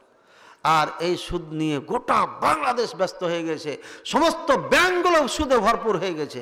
আর সব থেকে বড় সুদখোর এই বাংলাদেশটাকে যে সুদে সুদে একেবারে হাবুডুবু করে ফেলেছে, ডুবিয়ে রেখেছে, তার নাম হচ্ছে ডক্টর ইউনূস। তাকে নোবেল পুরস্কৃত করে এ বাংলাদেশের সেরা সুদখোরের লাইসেন্স দিয়ে দিয়েছে। আল্লাহর কসম, এই সুদখোরকে আপনারা যারা মডেল মনে করেন, তাদের জন্য আমি মনে করি জান্নাত খুবই কঠিন। কথা বলছেন? সম্মানিত উপস্থিতি, ইবাদত শুধু আল্লাহর হতে হবে, আর কারোর ইবাদত করা যাবে না। এই ইবাদত যদি আল্লাহর করতে থাকেন, তাহলে দ্বিতীয় আল্লাহ ছাড়া যার ইবাদত হয়, ওটা কি রাখা যাবে? সেটা কি? মূর্তি। এক নম্বর কি? আল্লাহর ইবাদত করা হয়, আমরা নামাজ পড়ি, সালাত পড়ি না আল্লাহকে সামনে রেখে। আর যারা কাফের মুশরিক আছে, ওরা কাকে ইবাদত করে? মূর্তিকে। তাহলে আল্লাহ দ্রোহী শক্তি কোনটা সব থেকে বড়? কোনটা? মূর্তি। মূর্তি মূর্তি কি ভয় লাগছে নাকি? আরে ভাই, লা ইলাহা ইল্লাল্লাহ বুঝাচ্ছে, আমি কাউর বিপক্ষে বলছি? লা ইলাহা ইল্লাল্লাহ মদিনায় রেখে যাওয়া লা ইলাহা ইল্লাল্লাহ বুঝাচ্ছি। লা ইলাহা ইল্লাল্লাহটা বুঝার জন্য আপনাকে বলতেছি। আপনি বলছেন আল্লাহ ছাড়া কোনো মাবুদ নাই, সব ইবাদত কার জন্য হবে? তাহলে আল্লাহ ছাড়া যাদের ইবাদত করা হয়, এগুলো কি রাখা যাবে? এটা দ্বিতীয় নম্বর হাকিকাত। এক নম্বর হাকিকাত হচ্ছে কালিমার হাকিকাত, মানে বাস্তবতা। হাকিকাত মানে কালিমার দাবি। হাকিকাত মানে হচ্ছে কালিমা যা চাই, কালিমা যা চাই, কালিমা চাই, শুধু আল্লাহর ইবাদত হবে, এই জমিন আর কারোর ইবাদত হবে না। তাই ইব্রাহিম আলাইহিস সালাম সর্বপ্রথম যে কাজ করেছিলেন, খান খান করে দিয়েছিলেন মূর্তিগুলোকে, একটাও রাখে নাই। কারণ ও জানে লা ইলাহা ইল্লাল্লাহ আমি ধারণ করেছি, সুতরাং লা ইলাহা ইল্লাল্লাহর বিপক্ষে শক্তি থাকতেই পারে না, এতে আমি মরি আর বাঁচি। এটা নিয়ে আমার ব্যথা না, মাথা ব্যথা না। কথা বুঝেছেন? আমি বলতেছি না কোঠার নিয়ে যে মন্দিরে হামলা করেন। ভাইরা আমার, দ্বিতীয় নম্বর বুঝেছেন এটা? ওয়াইদ ক্বালা ইব্রাহিমু লিআবিহি ওয়া কওমিহি ইন্নানি বারাউম মিম্মা তা'বুদুন। ইব্রাহিম আলাইহিস সালাম তার পিতাকে এবং জাতিকে বলতেছে, হে আমার পিতা এবং জাতি, আমি তোমাদের থেকে আর তোমরা যাদের পূজা করছো তাদের থেকে সম্পর্ক ছিন্ন করলাম। এই মূর্তি পূজার সাথে সম্পর্ক রাখা যাবে না। আজকের বক্তব্য শোনার পরে কোন কালিমা ওরা মুসলিম যদি কোনো মন্দিরে যায়, সে বেঈমান হয়ে যাবে, কাফের হয়ে যাবে। কোনো ব্যক্তি যদি কোনো তাদের মেলাতে যায়, ধর্মীয় উৎসবে যায়, তাহলে সে বেঈমান হয়ে যাবে। ধর্ম যার যার, উৎসব সবার, এটি হচ্ছে কুফরি কথা। বারবার কালিমা এমন একটি বাক্য, এই কালিমাই হচ্ছে মুসলিম আর কাফেরের মাঝে পার্থক্য। এই কালিমা বোঝাচ্ছে শুধুমাত্র আল্লাহর ইবাদত করবে, আর আল্লাহ দ্রোহী যত ইবাদত হচ্ছে সবকে ভেঙে খান খান করে দিতে হবে। আল্লাহর জমিনকে এই মূর্তির থেকে পবিত্র করতে হবে। আল্লাহ পাক রব্বুল আলামিন সে কথাই কোরআনে বলেছেন, আফরাআইতুমুল্লাতা ওয়াল উজ্জা ওয়া মানাতা সালিসাতাল উখরা।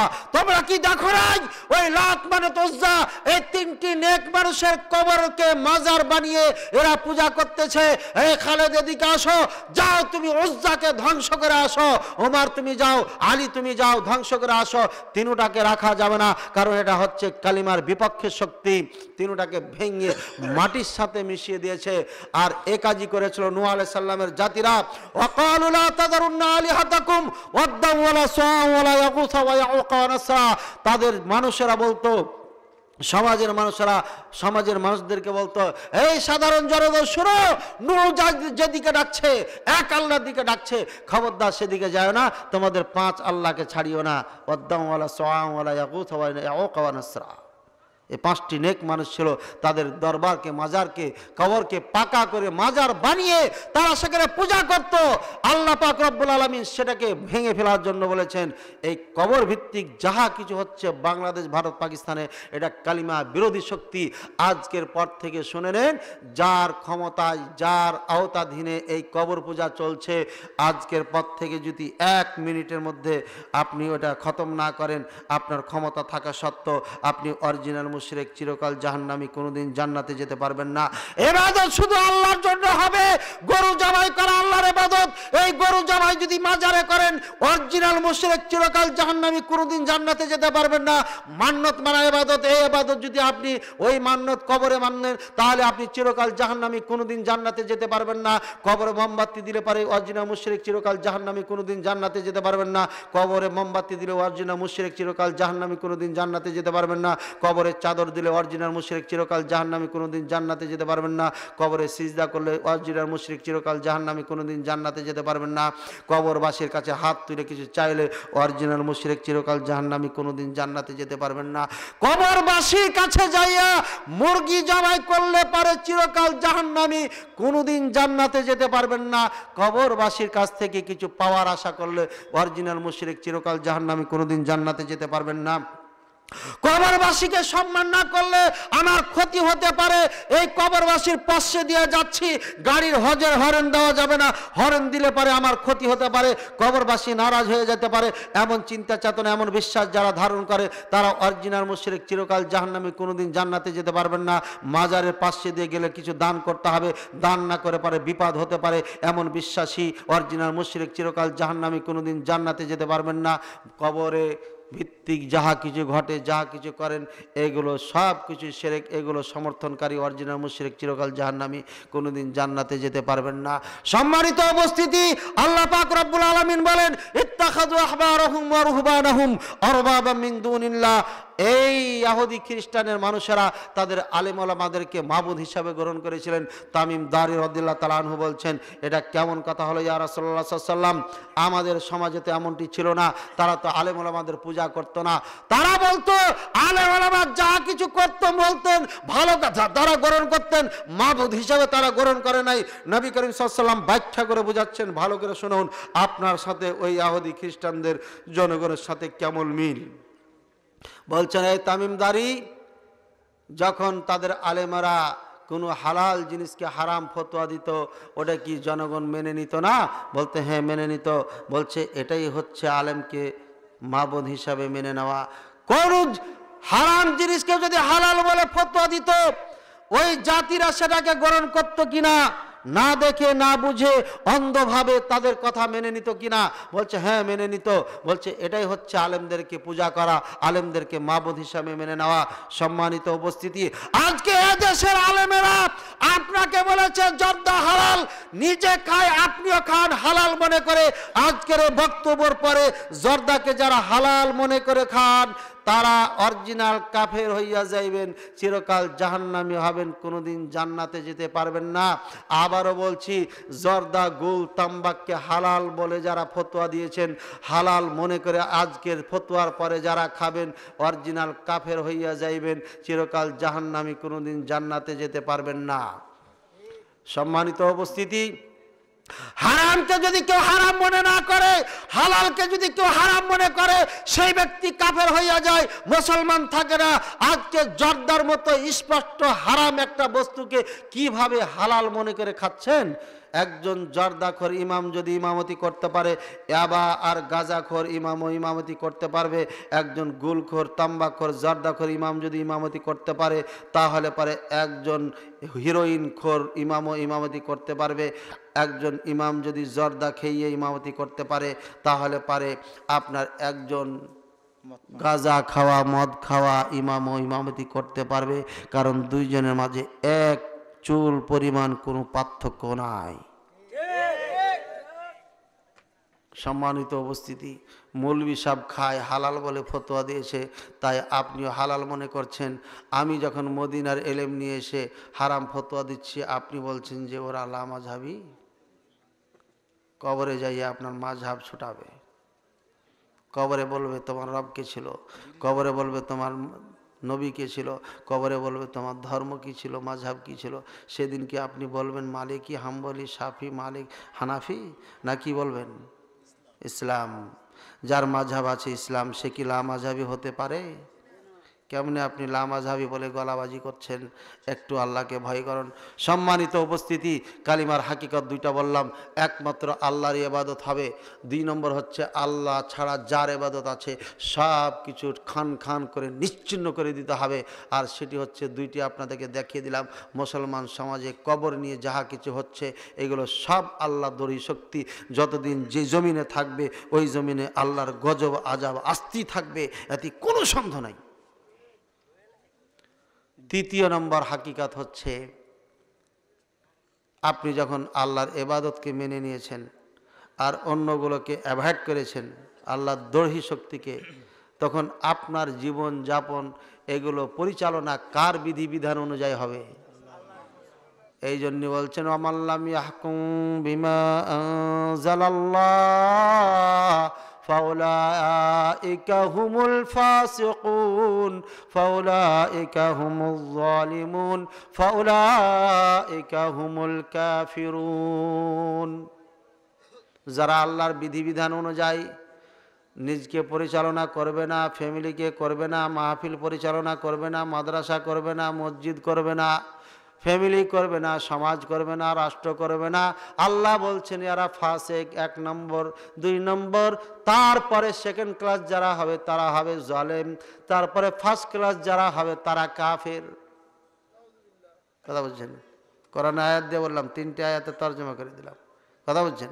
সুতরাং কালিমাওয়ালা মুসলিম পুরো জীবনটাকে কালিমা ভিত্তিক আল্লাহর বিধিবিধান অনুযায়ী পরিচালনা করতে হবে। যদি না করতে পারেন তাহলে কালিমা আপনার কাছে থাকবে না। কালিমা কয়টা বললাম? 1 নম্বর আল্লাহর ইবাদত, এটা করলে মোটামুটি সমস্যা নাই। ইবাদত করলে কেউ বাধা দিবে নাকি? কিন্তু বাধা দিচ্ছে যে মাহফিল ইবাদত না, কোরআন সুন্নাত কথা হলে ইবাদত তো, কিন্তু এটাতে যে বাধা দিচ্ছে অনেক হুজুরেরা, বাধা দিচ্ছে না, দেয় না? এখানেও সমস্যা আছে। খাঁটি ইবাদত করলে বাধা এসে যাবে। আর ডুপ্লিকেট সামাজিক ইবাদত যদি করেন, ইন্ডিয়ান বাংলাদেশি ইবাদত করলে আপনার বাধা আসবে না। নবীর ইবাদত, নবী করিম সাল্লাল্লাহু আলাইহি ওয়াসাল্লাম যে শিখিয়ে দিয়েছেন ইবাদত, এই ইবাদত যদি খাঁটি ইবাদত করতে যান বাধা আসবে। এবার ইবাদত শুধু আল্লাহর শুরু করলেন, তারপরে আপনি আল্লাহ দরহি যাদের আছে তাদেরকে বর্জন করলেন, আর কোরআন সুন্নাহ ভিত্তিক জীবনযাপন করছেন, তাহলে 3টা কত ইম্পর্টেন্ট দেখছেন? 3টা যদি বলেন তাহলে মানুষ নারাজ হবে কি হবে না? আপনি যদি মূর্তি ভাঙতে যান, কবর ভাঙতে যান, এরা কি আপনার মাহফিলে আসবে? হ্যাঁ, আল্লাহর বিধিবিধান অনুযায়ী আপনি পরিচালিত হবেন, ফ্যামিলি করবেন, সমাজ করবেন, রাষ্ট্র করবেন, তাহলে এর বিপক্ষে কিছু লোক আছে, আর আসবে নাকি মাহফিলে? বলেন। সুযোগ পাইলে পারে, সমস্যা আছে, লটকাইয়া দিবে। ঠিক না ভাই? ঠিক। ওটা ব্যাখ্যা আছে ভাই, যাকে তাকে কাফের ফতোয়া দেওয়া যাবে না। জঙ্গিরা সাবধান, জঙ্গিবাদী যারা করো শুনে নাও, কোনো মুসলিম সরকারকে কাফের ফতোয়া দেওয়া যাবে না, কোনো গোষ্ঠীকে কাফের ফতোয়া দিয়ে হত্যা করার অধিকার তোমার নাই। এটা আওয়াজ করলে আবার সময় লাগবে, এর জন্য শর্টে মেরে দিলাম। ঠিক আছে? আমি কি কাউকে কাফের বলেছি? কোনো গোষ্ঠীকে কাফের বলেছি? কোনো দলকে কাফের বলেছি? কোনো কাউকে বলেছি? আমি জাস্ট কালিমা বুঝিয়ে দিয়েছি যে এইভাবে করলে 3টি থাকলে আপনি মুসলিম, না থাকলে মুসলিম না। সম্মানিত উপস্থিতি, এই 3টি যদি আজকে বলা হতো তাহলে পারে এই যে আজকে সমস্যা যে কাফেরদের সাথে ঘটেছিল, যে সমস্যা নবী করিম সাল্লাল্লাহু আলাইহি ওয়াসাল্লামের ঘটেছিল কাফেরদের সাথে, কালিমা হুবহুব যদি আপনি কালিমাওয়ালা মুসলিম হতে যান তাহলে হুবহুব সেই সমস্যাটার সম্মুখীন আপনি হবেন। ঠিক আছে? বুঝছেন কথা? ভাইয়ারা আমার, এবার একটা কথা যদি না বলি সমস্যা আছে, কারণ এখানে আমাদের বাংলাদেশে হিন্দু মুসলিম সবাই বাস করি। ঠিক না ভাই? ঠিক। হ্যাঁ, কাজে এটা একটা ক্লিয়ার করতে হবে। কোনো হিন্দু যদি মুসলিম দেশে আশ্রয় নাই আর সরকার আশ্রয় দিয়ে দেয়, তাহলে ওই হিন্দুর উপরে নজর দেওয়া যাবে না। ঠিক আছে? ওদের কাউরে উপরে আঘাত করা যাবে না। প্রতিবেশী হইলে পারে আপনার দায়িত্ব তাকে দেখতে হবে। ওই হিন্দু মানুষটা নাই, সুন্দরী বউ সুন্দরী মেয়ে বাড়িতে আছে, কুনজর দেওয়া যাবে না। প্রয়োজন হলে লাঠি লইয়া গেটম্যানের কাজ করতে হবে, যেন অন্য কোনো দুষ্ট আসতে না পারে। এটা ইসলাম শিখাইছে। কথা বলছেন? প্রত্যেক প্রতিবেশীর সাথে এটাই শিখেছেন আল্লাহ পাক রব্বুল আলামিন। খবরদার, সাবধান। সুতরাং আমরা তো ঠিকই আছি, কিন্তু অন্য অন্য দেশে হিন্দুরা তো এটা বুঝে না, দাও দিয়ে কোপাচ্ছে। কিন্তু আমাদেরকে দৃষ্টান্ত কায়েম করা যাবে না। আমরা আদর্শ দেখাবো। ইসলাম যেটা শিখিয়ে দিয়েছে, আমাদের এই আদর্শের বাইরে যাওয়া যাবে না। বুঝছেন না? বুঝেন নাই? এবার এই জন্য আমরা প্রত্যেকেই এই কালিমা শিখবো আজ থেকে। কালিমা আমি সংক্ষিপ্ত বলে গেলাম। এই কালিমা যদি না বোঝেন তাহলে কালিমা নিয়ে কবরে যাওয়া সম্ভব হবে না। আর আমি বাংলাদেশে যারা কালিমার যে অপব্যাখ্যা করছেন, যে কালিমা আল্লাহ ছাড়া কোনো মাবুদ নাই, ঠিক আছে, কিন্তু হাকিকত বলছেন খালেক সব কিছু করিতে পারে, মাখলুক ছাড়া মাখলুক কিছু করিতে পারে না খালেক ছাড়া। এটা আউট অফ সাবজেক্ট, কালিমার সাথে আর কোনো সম্পর্ক নাই। তাওহীদকে 3 ভাগ করা হয়েছে, তার মধ্যে একটা হচ্ছে রুবুবিয়্যা। এটা রুবুবিয়্যা। আর কাফেরদের সঙ্গে যেটা গন্ডগোল ছিল সেটা উলুহিয়্যা নিয়ে, এই লা ইলাহা ইল্লাল্লাহ নিয়ে। লা ইলাহা ইল্লাল্লাহকে আজকে এই বাংলা ভারতের মধ্যে দফন করে দিয়া আজকে আমরা দাওয়াত দিয়ে বেড়াচ্ছি আর বলছি যে আমরাই সঠিক দল, যেটা কোশ্চেন কাল হতে পারে না। এবার বুঝেছেন? কুফফারে মক্কার সমাজ আর আমাদের ভারত উপমহাদেশের সমাজের পার্থক্যটা বুঝেছেন? কোনো পার্থক্য পাওয়া গেছে? কালিমার যেভাবে ব্যাখ্যা দেওয়া হয়েছে, আমাদের দেশে যেভাবে ব্যাখ্যা দেওয়া হয়, কুফফারে মক্কা আর মুসলিমে হিন্দ, এই দুইটার মাঝে কোনো পার্থক্য আছে? মদিনার নবী করিম সাল্লাল্লাহু আলাইহি ওয়াসাল্লামের রেখে যাওয়া মাদ্রাসার শিক্ষা থেকে আপনাদেরকে কালিমা বুঝিয়ে দিলাম। এই কালিমা যদি না নিয়ে কবরে যেতে পারেন, তাহলে কালিমা বিহীন মুসলিম হয়ে কবরে যেতে হবে। এই কালিমা আপনাকে নাজাত দিতে পারবে না। এবার আপনি বলেন কালিমা লা ইলাহা ইল্লাল্লাহ। কালিমার প্রতি ঈমান বিশ্বাস রেখে যখন লা ইলাহা ইল্লাল্লাহ বলবেন, তখন লাভ কি? মুসা বলছে, আল্লাহ আল্লিমনি শাইআন আযকুরুকা বিহি, আমার একটা জিনিস শিখিয়ে দাও, ওটা দিয়ে তোমার জিকির করব। শেষ করতে যাচ্ছি। আল্লাহ বলছেন কুল ইয়া মুসা লা ইলাহা ইল্লাল্লাহ, এই মুসা লা ইলাহা ইল্লাল্লাহ বল। মুসা বলছে কুল্লু ইবাদিকা ইয়াকুলুন হাযা, এ আল্লাহ তোমার প্রত্যেকটি বান্দা এই কালিমা পড়ে, আমি তো নবী, পাওয়ারফুল নবী, আমার স্পেশাল কিছু দেন। আবারও বলছে কুল ইয়া মুসা লা ইলাহা ইল্লাল্লাহ, আবারও চাচ্ছেন, আবারও বলছেন লা ইলাহা ইল্লাল্লাহ বলো। মুসা মানতেছেন এমন। এবার আল্লাহ বলছেন, এই মুসা শুনে নাও, 7 আসমান 7 জমিন এবং 7 আসমান 7 জমিনের মাঝে যাহা কিছু আছে সব কিছু এক পাল্লায় রেখে দাও, আর এই কালিমাকে আর এক পাল্লায় রেখে দাও। লামালাত বিহা, এই কালিমার পাল্লা ভারী হয়ে যাবে। বলেন সুবহানাল্লাহ। এই কুমিল্লার মানুষ, এইখানকার জমিন না, কুমিল্লা ডিস্ট্রিক্টের জমিন না, কুমিল্লা বিভাগের জমিনের কথা বলা হয় নাই, গোটা বাংলাদেশের কথা বলা হয় না, পৃথিবীর 7 জমিনের কথা বলা হয়েছে, আসমান 7টির কথা বলা হয়েছে। আসমান জমিনের মাঝে যাহা কিছু আছে সব কিছু এক পাল্লায় রেখে দেওয়ার পরে কালিমা যদি এক পাল্লায় রেখে দেয়, কালিমার পাল্লা ভারী হয়ে যাবে। বলে সুবহানাল্লাহ। কখন হবে? যখন এই কালিমাওয়ালা মুসলিম হবেন। আর কালিমাওয়ালা মুসলিম না হইয়া কোটিবার যদি এই বড় তাসবিহ নিয়ে বলেন লা ইলাহা ইল্লাল্লাহ, লা ইলাহা ইল্লাল্লাহ, লা ইলাহা ইল্লাল্লাহ, কাজে লাগবে না। আল্লাহ নবীর পদ্ধতিতে যদি জিকির না হয়, ওই জিকিরও কাজে লাগবে না। আমাদের দেশে জিকিরের স্টাইল আছে না নাই? কে বলে ইল্লাল্লাহ ইল্লাল্লাহ, বলে না? বলে না? কে বলছে ভাই লা ইলাহা ইল্লাল্লাহ এদিক দিয়ে ধরো, লা ইলাহা ইল্লাল্লাহ এই কলিজাতে মারো, কলিজা পরিষ্কার হইয়া যাইবে। পাগল ধরেছে রে। আমার রাসূল এভাবে জিকির করেছে নাকি? আল্লাহ বলছেন ফাজকুরুনি আযকুরুকুম, একটা বুঝিয়ে দি, এই আমার জিকির করো, আমি তোমাদের জিকির করব। আপনি যখন ইল্লাল্লাহ ইল্লাল্লাহ লা ইলাহা ইল্লাল্লাহ বলে ঝাঁকি ঝুঁকি শুরু করলেন, এখন আবার হাড্ডি জিকির আসছে, হাদ্দাদি জিকির। হাদ্দাদি মানে লোহাইটা জিকির, লোহার জিকির। ওটা কি 2 হাতে 2 চাকু নাই, লা ইলাহা ইল্লাল্লাহ ইল্লাল্লাহ ইল্লাল্লাহ ইল্লাল্লাহ ইল্লাল্লাহ, ডিজাইনই ভিন্ন। আরে জিকির করতে করতে পাগল হইয়া ছাগল হইয়া উল্টা পাল্টা পড়ে কি যে অবস্থা। আচ্ছা বলেন ফাজকুরুনি আযকুরুকুম, আল্লাহ বলছে তোমরা আমার জিকির করো। আমি তোমার জিকির করব। এবার আপনি এভাবে ফাল মারতে লাগলেন, ফাল পারতে পারতে পারতে পাগল হইয়া গেলেন, ফাল পারতে পারতে লাভ মেরা গাছে উঠে গিয়েছেন। আমার আল্লাহ আরো সে বইয়া বইয়া ওইভাবে ফাল পারবে নাকি? আমি যখন বলবো আল্লাহু আল্লাহু, আমার আল্লাহ কি কইবে? মুখলেস মুখলেস মুখলেস মুখলেস বলবে নাকি? আমি এত ভাবে লাফাচ্ছি, তা আমার আল্লাহ লাফাইবে নাকি? আল্লাহ বলছেন ফাজকুরুনি আযকুরুকুম, তুমি আমার জিকির করো, আমি তোমার করব। আমি যদি ফাল মারি তো আর আল্লাহ ফাল মারবে না? না মারবে না? ঠিক না ঠিক? জিকির আয়াতকে লাগাইয়া হুজুর কইছে কোরআনে জিকির আছে, হুজুররা বুঝে না। ঠিক না ঠিক? ভাইরা আমার, কামা আল্লামাকুম, আল্লাহ কোরআনে জিকিরের কথা বলছেন, ইবাদত কথা বলছেন, বলার পরে বলছে কামা আল্লামাকুম, যেভাবে শিখাইছি ওইভাবে। উল্টা পাল্টা করবি তোর জিকির দিয়া তোর ঠ্যাং ভাইয়া দিমু। এই জিকির কাজে লাগবে না। কথা বুঝছেন না বুঝেন নাই? ভাইয়েরা আমার, জিকির আল্লাহ নবী সাল্লাল্লাহু আলাইহি ওয়াসাল্লাম যেভাবে করতে বলেছেন ওইভাবে যখন করবেন, তখন এই কালিমার এত পার হয়ে যাবে, আসমান জমিন সবকিছুই তার কাছে তুচ্ছ হয়ে যাবে, আর কালিমা তার থেকে দামি হয়ে যাবে।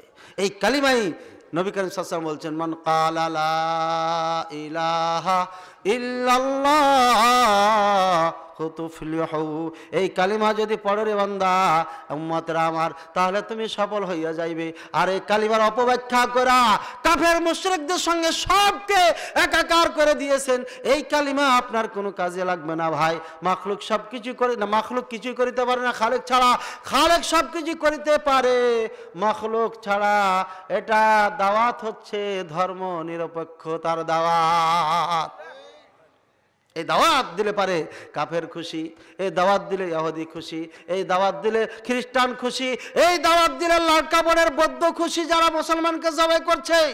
কারণ তারাও মনে করে আল্লাহ সব কিছু করতে পারে, মাখলুক ছাড়া মাখলুক কিছুই করিতে পারে না আল্লাহ ছাড়া। পৃথিবীর যত কাফের আছে জিজ্ঞাসা করবেন, সবাই বলে আল্লাহ মালিক জুলুম করেছেন হিন্দুর ওপরে। হিন্দু অপর দিকে দেখাইয়া বলে, এই মুসলমান শুনালে ওপরওয়ালা যদি সঠিক হয়, সত্য হয়, তোর বিচার হবে। ঠিক না ঠিক? হিন্দু ওই বিশ্বাস করে ভাইয়ারা, এই খালেক সব কিছু করিতে পারে মাখলুক ছাড়া, মাখলুক কিছুই করিতে পারে না খালেক ছাড়া। এটা হচ্ছে ধর্ম নিরপেক্ষতার দাওয়াত। করা হয়ে গেল কাজটা? করা হয়ে গেল না? ধর্ম নিরপেক্ষতার কথা এটা করাই হয়ে গেল। ভাই আমার দোষ না, আমি কালিমা বুঝাইছি আপনাকে। কার গায়ে লাগছে কার গায়ে লাগে না এটা আমি দেখার আগে বলেছি, এটা দেখা যাবে না বলেছি না? আমি কিন্তু কাউকে আঘাত করার জন্য বলিনি, আমি বলছি আপনাকে কালিমা বোঝার জন্য। আপনি কালিমার সাথে যখন খালেক মাখলুককে এভাবে সেট করেছেন, তখন কালিমাকে ধ্বংস করে দিয়েছেন। এটা সম্পূর্ণ ধর্ম নিরপেক্ষর দাওয়াত, এ দাওয়াত দেওয়া যাবে না। কালিমাকে যেভাবে নবী করিম সাল্লাল্লাহু আলাইহি ওয়াসাল্লাম নিয়ে এসেছেন, যেভাবে আল্লাহ পাঠিয়েছেন, কালিমাকে সেভাবেই মানুষকে দিতে হবে, ব্যতিক্রম করা যাবে না। কালিমাই হচ্ছে কাফের মুসলিমের এক নম্বর পার্থক্য। এরপরে কালিমা কবুল করার পরে দ্বিতীয় নম্বর পার্থক্য হচ্ছে সালাত। কথা বুঝছেন না বুঝেন নাই? আশা করি বুঝতে পেরেছেন। ভাইয়ারা আমার, শুধু এতটুক না, লা ইলাহা ইল্লাল্লাহ, আল্লাহ আমাদের মাবুদ। এই মাবুদকে নিয়ে কি করা হয়েছে? ওই যে ছোট্ট বাচ্চাটাকে জিজ্ঞাসা করলাম না আল্লাহ কোথায়, কি উত্তর দিয়েছিল? আল্লাহ আরশে আছেন। আমি মায়ানমারের ওই মুসলমানদেরকে টাকা দিতে গেছি, কয়েকবার গেলাম, আবারও যাব ইনশাআল্লাহ। দুইজন মুহাদ্দিস, ওনারা ওখানে হাদিস পড়াইতেন, সবাইকে বসাইছি, ইন্টারনেটে আছে পাইবেন, এই ছবি দেওয়া হয়েছে। দিয়ে জিজ্ঞাসা করলাম যে মুহাদ্দিস সাহেব বলেন তো আল্লাহ কোথায়? বলছে আল্লাহ সব জায়গায় বিরাজমান। ছোট্ট একটা বাচ্চা বসেছিল মজলিসে, ওকে ডাকলাম, এদিকে আসো তো বাবা। ওকে ডাকার পরে বললাম যে আল্লাহ কোথায়? ওই বাচ্চাটা দুই হাত উঠিয়ে দেখাইছে আল্লাহ ওপরে, এভাবে দেখাইছে। এবার ভাই সাহেব যে হাদিসটি পড়েছিলেন আপনাকে পড়ে শোনাই। কুল্লু মাউলুদিন ইউলাদু আলাল ফিতরা ফাবওয়াহু ইউহাবিদানিহি ওয়া শেষবার ফাবওয়াহু ইউহাবিদানিহি আও ইউনাসরানিহি আও ইউমাজ্জিসানিহি। আমার আল্লাহর নবী সাল্লাল্লাহু আলাইহি ওয়াসাল্লাম বলেন, আমার বান্দারা উম্মতেরা শুনে নাও, প্রত্যেকটি সন্তান যখন জন্মগ্রহণ করে তখন ইসলামের ওপরে করে, অর্থাৎ মুসলিম হয়ে জন্মগ্রহণ করে। তার পিতামাতা তারে কি করে ভাই? ইহুদি বানিয়ে দেয়, খ্রিস্টান বানিয়ে দেয়, পিতামাতা অগ্নি প্রজেক্ট বানিয়ে দেয়। এখানে আর একটু বাড়িয়ে দেওয়া যায় কি যায় না? আউ ইউমাল্লিকানিহি, মালিকি বানিয়ে দেয়। আও ইউহাম্মিনানিহি হাম্বলি বানিয়ে দেয়, আও ইউশাফিআনিহি শাফি বানিয়ে দেয়, আও ইউহান্নিফানিহি অথবা হানাফি বানিয়ে দেয়। ঠিক না ঠিক? যতদিন পর্যন্ত বাচ্চাটা মায়ের কাছে ছিল এতদিন ওই ফিতরাতের উপরে ছিল, ইসলামের উপরে ছিল। আর যখন এই মাদ্রাসায় গেলেন, মুফতি হলেন, মুহাদ্দিস হলেন, তখন ফিতরাতে ইসলাম থেকে বাইরে চলে গেলেন। ঠিক না ঠিক? কোরআনে একটা নাই, দুইটা নাই, আল্লাহ যে আরশে আছেন 8 জায়গাতে স্পষ্ট আছে। আর স্পষ্টভাবে আরো আয়াতে আছে যে আল্লাহ উপরে, আল্লাহ উপরে, আল্লাহ উপরে, আল্লাহ উপরে। সব আয়াতগুলোকে দফন কইরা একজন বড় হুজুর বলেছে সব জায়গায় আল্লাহ, এই জন্য সব হুজুরেরা ঠিকাদার নিয়ে নিয়েছি, তারে আমাকে বাঁচাইতে হবে। ঠিক না ঠিক? ভাইয়েরা আমার, কোরআনের অপব্যাখ্যা করে আল্লাহর সাথে এমন কাজ যদি করা হয়, কোরআনকে অস্বীকার করা হবে না? হবে না? এই জন্য আল্লাহ পাক রব্বুল আলামিন সম্পর্কে সঠিক ঈমান বিশ্বাস যদি না থাকে, তাহলে পারে কখনো আপনার এই ইবাদত, নামাজ, রোজা, হজ, যাকাত কোনোটাই কাজে লাগবে না।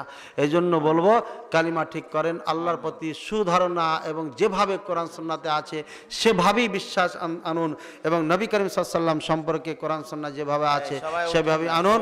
ইনশাআল্লাহ ইহকালে কামিয়াব, পরকালেও কামিয়াব হবে।